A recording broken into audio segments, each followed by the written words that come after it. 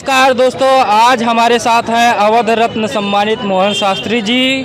श्री राम मंदिर में भजन गायक है और ये पहले व्यक्ति है जिन्होंने राम मंदिर के उद्घाटन के बाद श्री रामचरितमानस का पाठ किया था।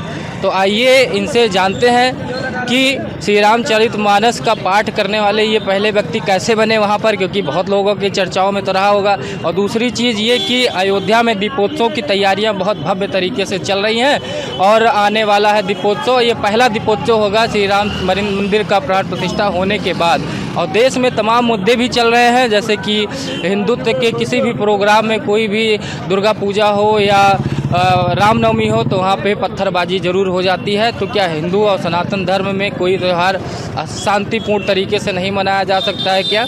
और अयोध्या के विकास को लेकर, अयोध्या में सामाजिक चीज़ें और आर्थिक तंत्र को लेकर भी बात करेंगे। तो आइए इनसे बात करते हैं मोहन शास्त्री जी से। सबसे पहले तो स्वागत। आपके सभी दर्शकों को मेरा प्यार भरा प्रणाम और बहुत बहुत साधुवाद कि आपने जो है मुझे ये अवसर दिया। तो जैसा कि आपका प्रश्न जो है दीपोत्सव को लेके है। देखिए, दीपोत्सव का जो कार्यक्रम है, जब प्रभु श्री राम लंका विजय करके यहाँ पर आए थे तो अयोध्या की जनमानस ने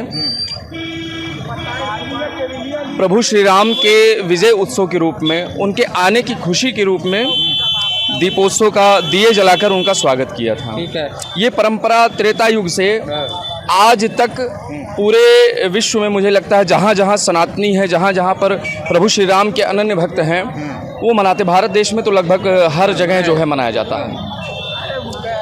दीपोत्सव के बारे में बताना चाहूँगा कि दीप का अर्थात क्या है। जैसे गुरु शब्द में गु और रू, अगर उसका संधि विच्छेद किया जाए तो उसका अर्थ है कि जो अंधकार से प्रकाश की ओर ले जाए, उसे हम गुरु कहते हैं। वैसे ये जो दीपोत्सव का कार्यक्रम है या ये जो दीपावली हम मनाते हैं, ये हमें अंधकार से प्रकाश की ओर ले जाता है। ये इसमें माना जाता है कि जब हम दीप प्रज्वलित करते हैं तो अंधकार जो है दूर होता है और प्रकाश उत्पत्ति होता है। तो देखिए, अंधकार हमेशा से निगेटिव शक्तियों का द्योतक माना गया है और प्रकाश जो है पॉजिटिव शक्तियों का द्योतक माना गया है। तो इसलिए हम दीप को जलाते हैं और जो त्रेता युगीन जो कार्यक्रम हमारे पूर्वजों ने किया था, अयोध्या वासियों ने, उसको जो है आगे बढ़ाते हैं। ठीक है। तो जैसे कि अभी आप से एक कुछ प्रश्न ये था कि आप राम मंदिर में पहले व्यक्ति हैं रामचरितमानस का पाठ करने वाले। तो ये सौभाग्य आपको कैसे प्राप्त मिला? और बहुत लोग इसके लाइन में लगे होंगे कि हमको मिल जाए ये मौका, क्योंकि इतना बड़ा मौका था। कैसा महसूस हुआ था? क्या लगा था? क्या आपको उम्मीद थी? आपको लग रहा था कि आपको ये अवसर मिलेगा? देखिए, ये तो भगवान की बहुत बड़ी कृपा है। नाथ न कछ मोरी प्रभुताई, जाई रही पाई बिन पाई।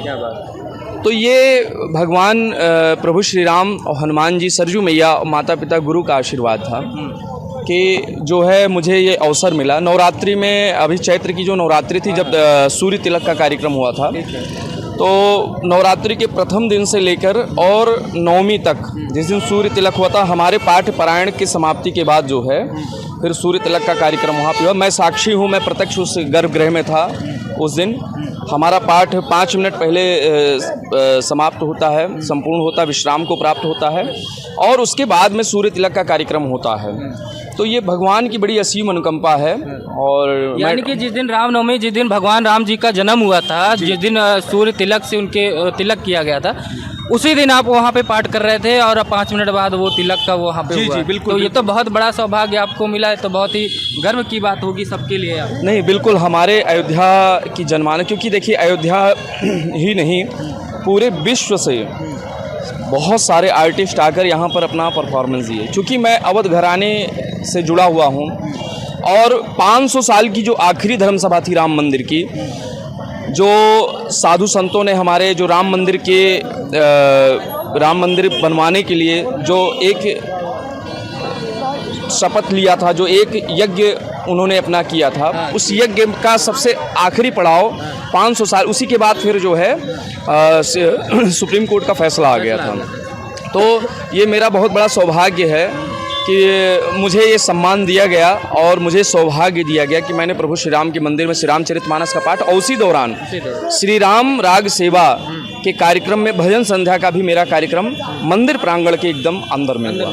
तो वैसे आप भजन भी गायक हैं, गायक भी हैं, तो आपने वो पहला गाना कौन सा गाया था आप राम मंदिर के लिए, वो हम जरूर सुनाना चाहेंगे अपने दर्शकों को। जो आपका पहला गाना था बहुत ही प्रचलित हुआ था वो गाना, तो हमारे दर्शकों को थोड़ा सुनाइए। देखिए ऐसे तो हम राम मंदिर आंदोलन के तो बहुत सारे गीत हमने किए हैं और रामानंद सागर जी को भी जो मैं बहुत फॉलो करता था, जिन्होंने पापियों के नाश को, धर्म के प्रकाश को, राम जी की सेना चली, ये भी मैंने बहुत गाया है। और इसके साथ साथ मेरी भी बहुत सारी राष्ट्रवादी रचनाएं हैं जो कि बहुत ही खुले रूप में मैंने कहा कि जो है जागो जागो हिंदू वीरों, धर्म की शक्ति दिखाना है और राम लला की धरती से बाबर का नाम मिटाना है। क्योंकि बाबर इस देश का नहीं था, बाबर आक्रांता था और उसके किसी भी स्वरूप को हम अपने इष्ट जो प्रभु श्री राम की जन्मस्थली है, हम उसमें बर्दाश्त नहीं कर सकते हैं। उसके बाद में 22 जनवरी के बाद में तो ये प्रथम बार ऐसा शुभ अवसर प्राप्त हुआ कि जब श्री राम मंदिर में श्री रामचरितमानस का पाठ हुआ, जिसके लिए मुझे जो है विशेष रूप से आमंत्रित किया गया, मुझे हुआ मेरी टीम को, और ये मेरा बहुत बड़ा सौभाग्य है कि मैंने श्री रामचरितमानस का पाठ किया हुआ। भजन संध्या का भी कार्यक्रम मेरा अंदर में लगा। जो प्रभु की प्रेरणा थी, प्रभु की कृपा थी, वो फलीभूत हुई और जो हमारी इच्छा थी, मंदिर तो आज शान से खड़ा है और शान से खड़ा रहेगा हनुमान जी की कृपा से। तो ये हमारा बहुत परम सौभाग्य, हम सभी अयोध्यावासियों का जो है बहुत बड़ा सौभाग्य। तो अब की बार जैसे योगी सरकार, जब से भाजपा की सरकार उत्तर प्रदेश में बनी है 2017 से, हर साल दीपोत्सव मनाया जाता है यहाँ पे, हर साल कोई ना कोई रिकॉर्ड तोड़ने में तोड़ा ही जाता है। अब की बार जो है लगभग 25 लाख दिए जलाएंगे, 28 लाख का जो है कम से कम कहा गया है कि लाया जाएगा। तो इसको कैसे देखते हैं? और एक सबसे बड़ी चीज़ ये कि जब दीपोत्सव मनाया जाता है यहाँ पे, दिया जल जाता है, उसके तुरंत बाद जैसे कार्यक्रम खत्म होता है, दिया जलने नहीं दिया जाता है। कुछ अवैध रूप से लोग घुस जाते हैं, दिए को उठा के अपने अपने घर लेके चल जाते हैं। इसको कैसे देखते हैं? देखिए सबसे बड़ी बात ये है कि अयोध्या की जो विरासत है, आप देखें तो ये सिर्फ एक जगह तक नहीं है। प्रभु श्री राम, मर्यादा पुरुषोत्तम भगवान श्री राम तब कहलाए कि जब वो अयोध्या से निकलकर 14 वर्ष के वनवास को उन्होंने फेस किया, उनको झेला।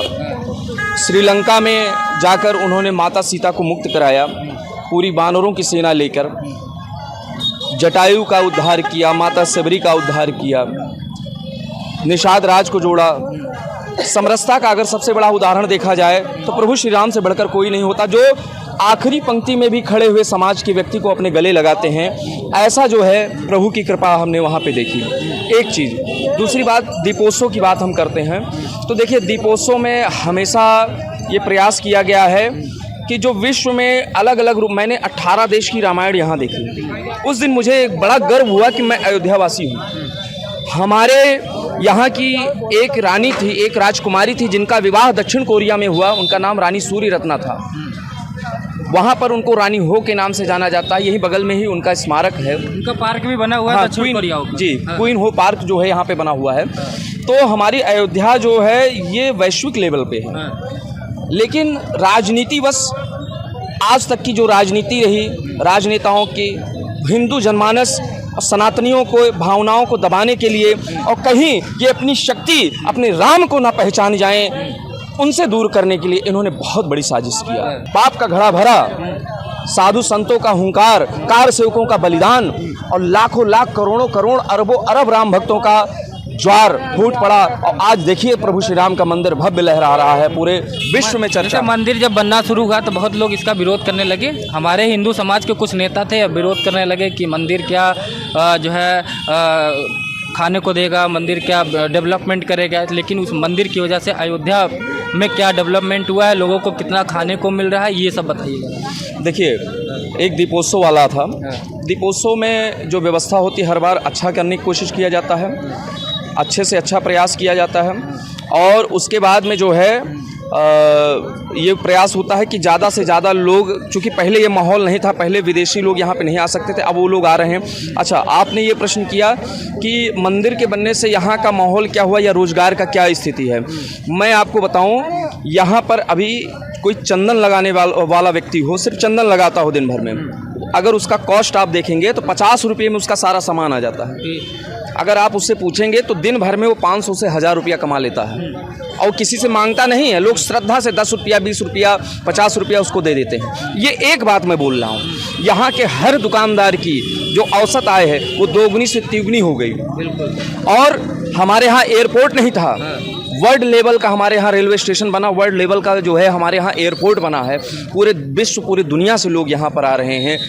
जो अयोध्या की एक पहचान है पूरे विश्व में, वो आज उजागर हो रही है।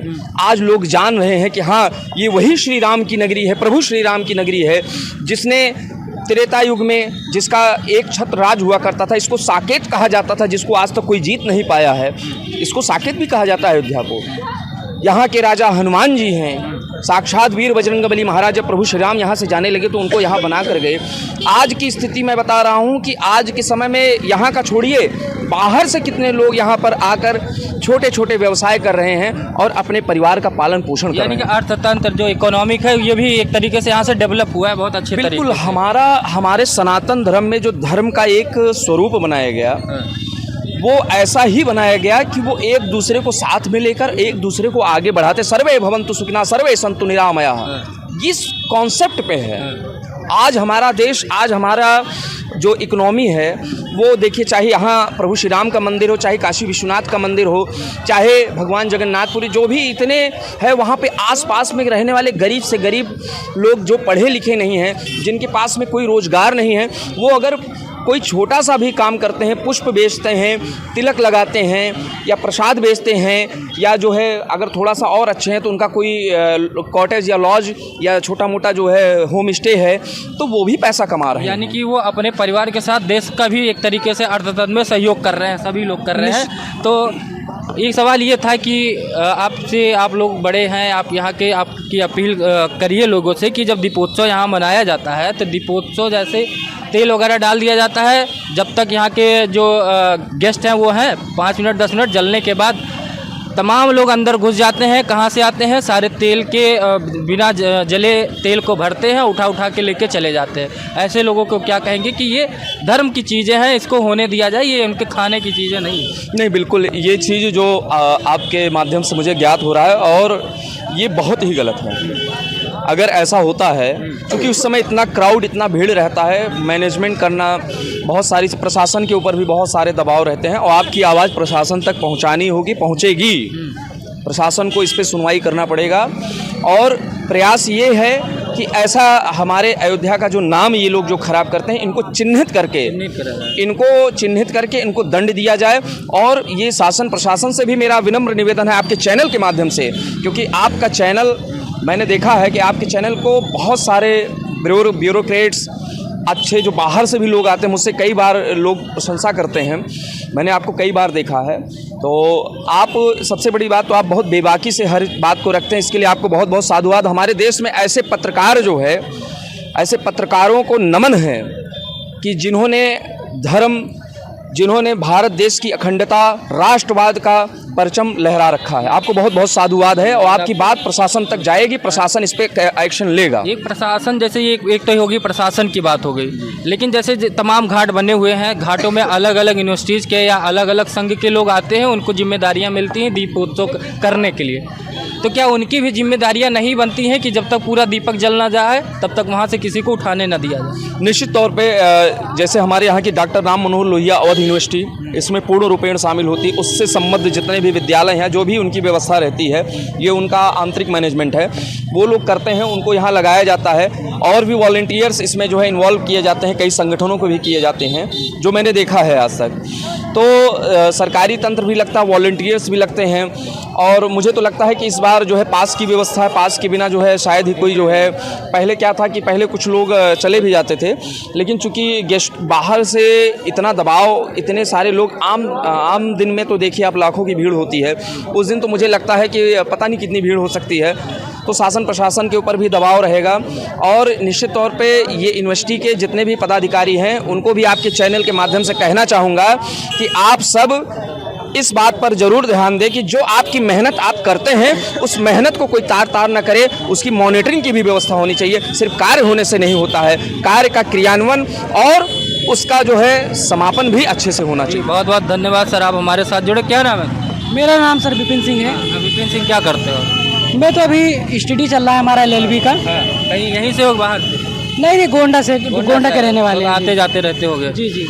तो ये अयोध्या में जो दीपोत्सव वाला मैं सवाल पूछ रहा था, या बहुत बाहरी लोग आ गए हैं जिनका कोई आइडेंटिटी नहीं है, इसको अयोध्यावासी या इसके अगल बगल वाले क्षेत्र के लोग कैसे देखते हैं, और दीपोत्सव में इस बार जो तेल चोरी करके लेके जाते हैं लोग, उनको कैसे रोका जाएगा? हाँ, इसके बारे में भी 2-3 दिन पहले जो है गांव क्षेत्र में चर्चा हो रही थी कि जो लोकल के लोग होते हैं, जैसे कि जो तेल बच जाता है, जो उनको दिया जाता है जिम्मेदारी, वो अपनी जिम्मेदारी पूर्ण रूप से नहीं निभा रहे हैं। लेकिन इस बार कुछ चीज़ें बदलाव की गई हैं जिससे इन चीज़ों को रोका जाएगा। जैसे भैया ने बताया इसके पहले कि पास बिना पास के काफी इस बार अलाउ नहीं है, तो इस बार उन्हीं लोगों को जिम्मेदारी दी जाएगी जिन लोगों का पास बना होगा। तो इस बार हो सकता है कुछ बदलाव हो अपने यहाँ। जी चलिए, आप लोग जुड़े हमारे साथ, बहुत बहुत धन्यवाद। तो ये थी अयोध्या की जनता जो कि तमाम मुद्दों पर बात कर रही थी। वीडियो अच्छा लगा तो चैनल को सब्सक्राइब करिएगा, वीडियो को शेयर करिएगा। नमस्कार।